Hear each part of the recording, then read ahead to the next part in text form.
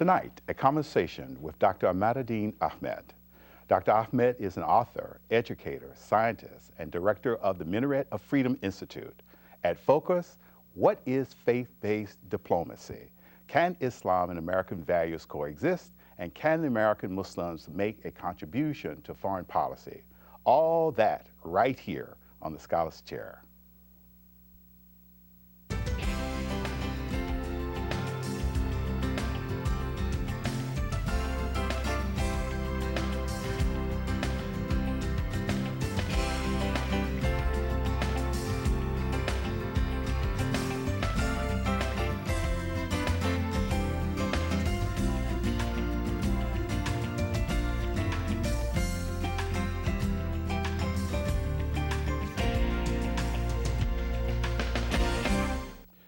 Welcome to the Scholar's Chair, Dr. Ahmed. I want to just ask you, what is faith-based diplomacy? Well, faith-based diplomacy is the belief that diplomatic engagement is properly done, or can be better done than it has been in the past, by including the dimension of religion. What it is to compare the situation, the existing model of diplomacy, in which religion is marginalized. Religion is viewed in the dominant paradigm as an irrational phenomena, and therefore outside the model of rational actors that diplomacy is usually based on. In fact, that assumption is wrong, and faith-based diplomacy says, let's consider that religion is a strong motivating factor of human beings, that it's not completely irrational, but that people will rationally try to pursue their religious interests and to appeal to people's religious beliefs in the attempt to persuade them and to engage them and to engage in whatever it may be, peace negotiations or the attempt to explain a foreign policy. If democracy, and I shouldn't say democracy, perhaps diplomacy, if that is the interest and that is the end game, do you think that American Muslims have a role to play, and what might that be? Definitely. I think that, first off, I think that the presumption is that all religious groups will have a role to play in anything that, certainly in anything that bears on their interests, but also, incidentally, that religion can be a general motivator for action on a wide variety of issues. And when it comes to American Muslims, we have to realize that there's a substantial American Muslim population, estimated maybe 6 million people. Some say more, some say less. But taking that as a kind of middle figure, we are talking about 2% of the American population. That's about the same as the number of American Jews. And certainly people would not think that you should ignore the interests of American Jews. The problem is they don't usually think of those interests in religious terms. But at least with Muslims, it is certainly true that they are largely at least cognizant of their religion in making their decisions, if not actually religiously motivated. Interesting. Now, we have actually gone online to your website and pulled a paper of a talk that you gave at the Brookings Institute, January 9th, 2006. And I wanted to just continue the discussion along that line, just stay strictly focused on your paper. And the next question is, do you think that Islam and the ideal values of America can coexist, or American values in general, can they coexist? I mean, this is an obvious question from our standpoint, but perhaps this might be beneficial to policymakers. Sure. One of the things that policymakers have to be aware of is that there are many common values between the American society and Islam. Could you name two? I'm sorry? Could you name two? Oh, well, I would say sometimes they may go by different names, but often, for example, when Americans speak of liberty, they are talking about what Muslims mean when they speak of justice. So that's certainly one value. One value that another value that the American people at least have in common with the Muslim people is family values. Those are very strong among the Muslims, and I believe among the American people, at least certainly among the Christians and other religious groups. So those are two values right off the bat. But I think that there are others if one looks at Islamic history, if one looks at the Quran, if one looks at the teachings of Islam. So I would say also religious freedom is also a value that we share with Americans. yes, I think that, well, to some degree at least, religious freedom, remember, to an American, religious freedom has two sides to it. Free exercise of religion and the non-establishment of religion. As far as free exercise of religion is concerned, there's no question that Americans and Muslims share that value. Islam was the very first society to have hardwired into it a teaching of pluralism as far as religious freedom is concerned. The Quran explicitly and by name mandates that the people of the book, which is understood to mean at least Jews and Christians, have to be allowed to practice their religion, as long as they are subject to Muslim rule. However, when it comes to the non-establishment of religion, that's a different thing. The United States was the first country to incorporate the concept of non-establishment of religion when it had been, from ancient times, assumed that each state had a religion. And even in the modern times, many states that don't have a traditional religion will have a religious point of view as the state religion, as, for example, the Soviet Union had atheism as its official religion. So, so this is a new concept. It is one that I would be glad to argue is consistent with Islamic teachings, but it's certainly not something found in traditional Islam. Interesting, interesting. In your paper, in your talk, I should say, you said that you were not interested in supporting a vision of America as an empire. And I thought that was a very interesting idea, but you also went on to say, and the interests of other foreign countries. Could you explain that? Just kind of flush the idea out a little bit. I think it's pretty obvious that you're not interested in creating American domination of the world. I'm sure that's part of what you're making a point of. Well, I think those people who see America as the new Rome wouldn't see themselves as advocating American domination of the world. They would see it as a Pax Americana, that which is how the Romans saw their empire. They're here, as the Quran says in satire, we are only here to make peace in the world, not to disturb it. But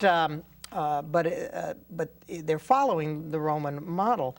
Now, as for the influence of other foreign countries, there are some countries that desire to have a strong American presence in the world, either in their own society, propping up petty dictatorships that are propped up by the United States, or in the case of Israel, using the special relationship with Israel in order to give an unconditional support that essentially frees Israel from the consequences of its actions. This is very interesting.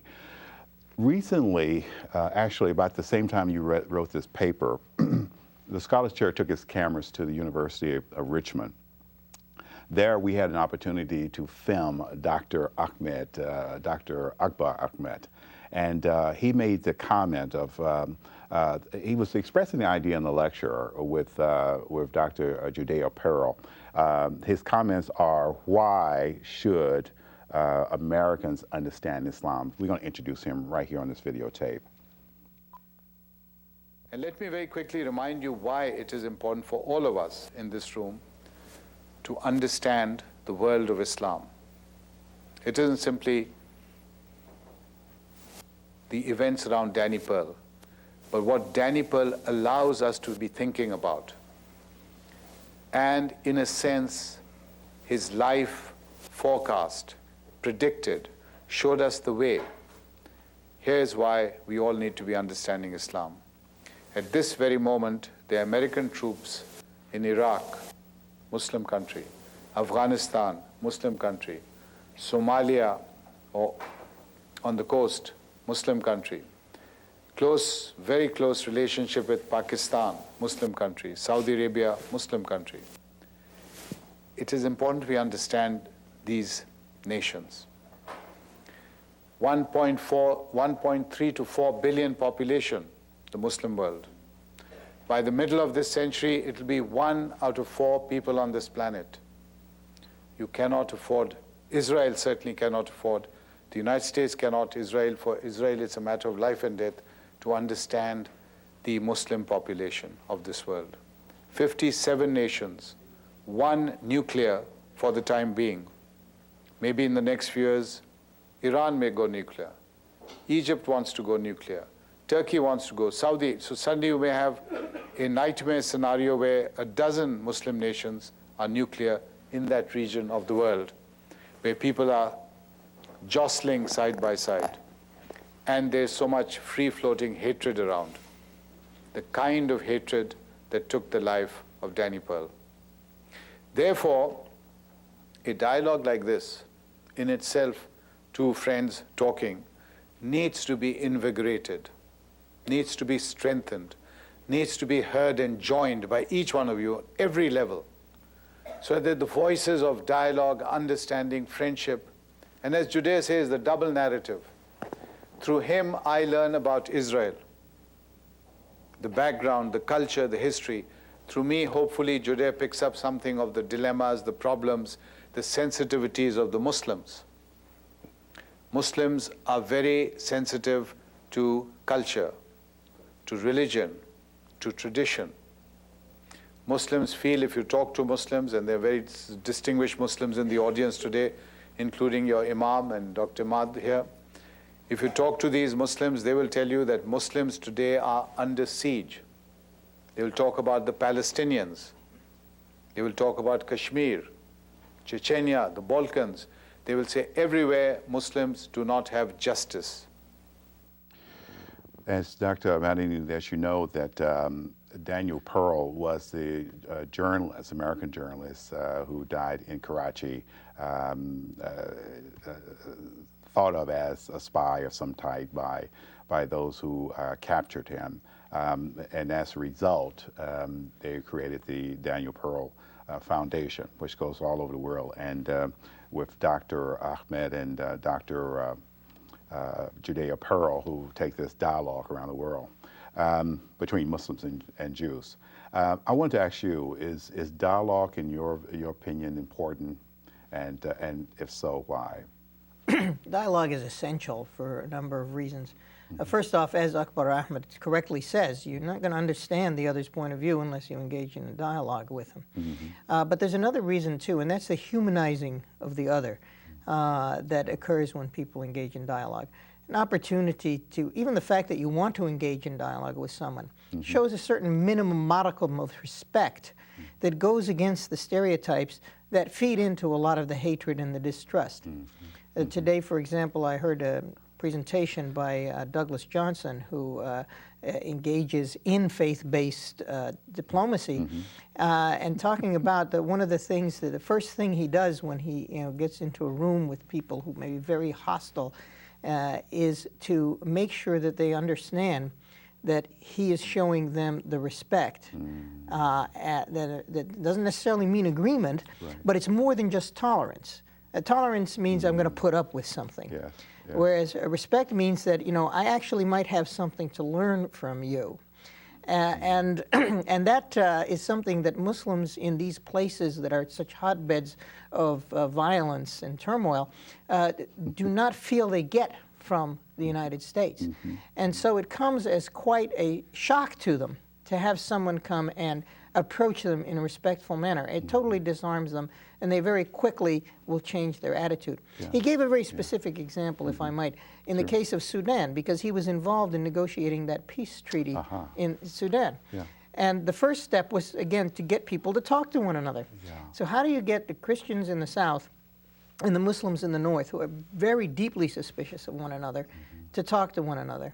Well, he does it by appealing to their faith. Mm-hmm. And in particular, the hardest part was to get the Christians to come in, because the Christians believed that any dialogue with the Muslims would constitute a PR bonanza for the government, mm-hmm. which they did not want to give. Mm-hmm. And this was met by two techniques. One was first to say there would be no public relations allowed out of the discussions, mm-hmm. the talks. Mm-hmm. And the second was to appeal to the Christians, Judy as Christians, to be peacemakers. Mm-hmm. Mm-hmm. Mm-hmm. Now that, you see, this is why it's faith-based diplomacy. Mm-hmm. That got them in the room. Now when they got in the room, the Christians were confronted with something they had never gotten from the Sudanese government in the whole history of the modern Sudan. Mm-hmm. The Muslims present were listening to what the Christians had to say. And they had never felt that they were heard. After one day of discussion, Mr. Johnston said, the Christians walked away smiling. Because they felt that people were listening. They were now, right, their voice was being heard. And that's what they needed. In the same way, Muslims now, when they meet with these faith-based initiatives from the United States, feel that for the first time, they're being heard.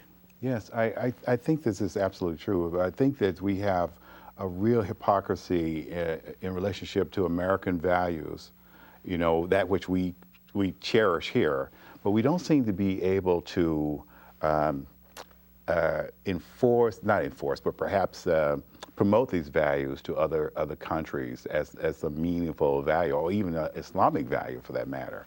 Well, people will resent others, you know, speaking for them, especially others who are not even sympathetic. Imagine what it looks like to Muslims around the world as they watch satellite broadcasts of American television programs, and people want to say, discuss the question, why do the Muslims hate us? And here to discuss this is this, you know, and then someone who is maybe Jewish or Christian or atheist or anything but a Muslim. Yes. This is true, and not to talk about some of the Pat Robinson ideas that go unchallenged to all parts of the world. You write in your paper that there is a civic potential of Muslims, that there may be potential or benefit to the Americans who wish to see this country safe from terrorist threat.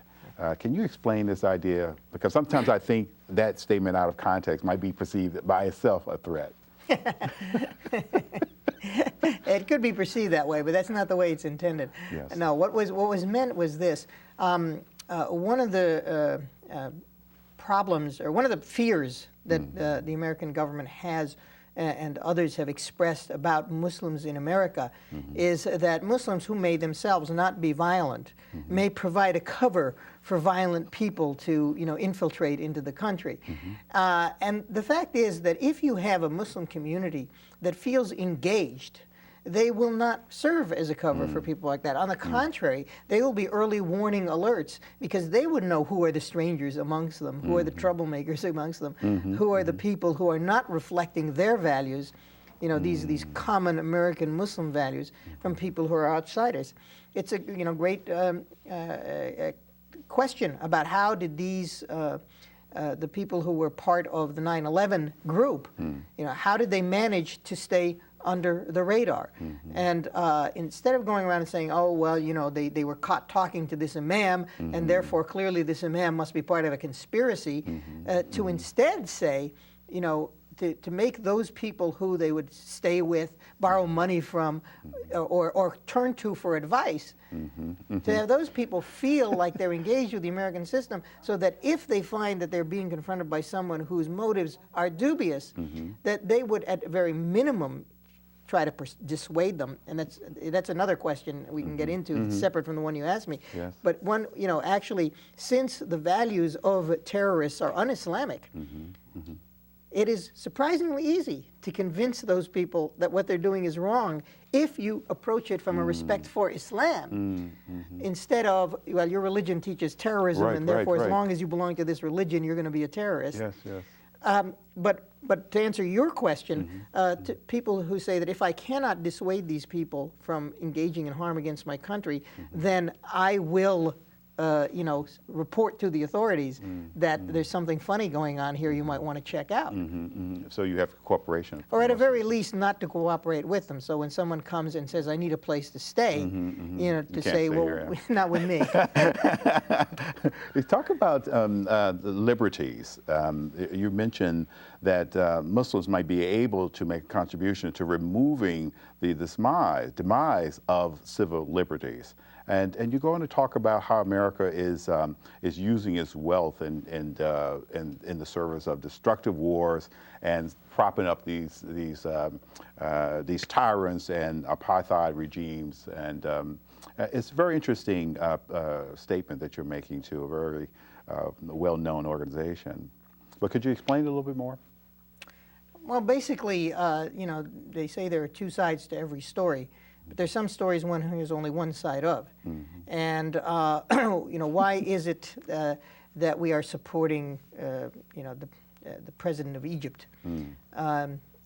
The argument is given, well, because he's a bulwark against the Islamic fundamentalism, that for all his flaws, he's better than the alternative. But in fact, the things they say about the opposition are, for the most part, not true. If one goes and, for example, you can look at the book that was written by Pulitzer Prize-winning author Carol Murphy on Egypt, called Passion for Islam. She goes in great detail about the nuances of the Islamist movement in Egypt.